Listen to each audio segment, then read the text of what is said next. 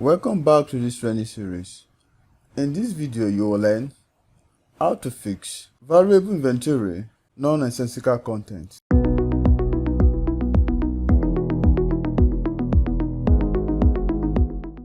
After applying for Google Adsense Approval for your site, and you get this message, valuable inventory nonsensical content. It simply means most of the contents on your blog are not valuable or they doesn't make sense.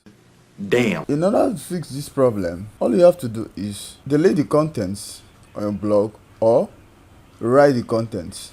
Additionally, write more contents that are valuable to users by doing keyword research. Once you have done that, valuable inventory nonsensical content will be resolved on your site and you can reapply for Google Adsense approval for your site.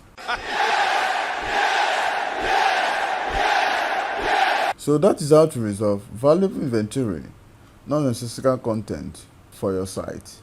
If it's your first time of watching our video, please like, comment if you have any question, subscribe to get more videos on AdSense.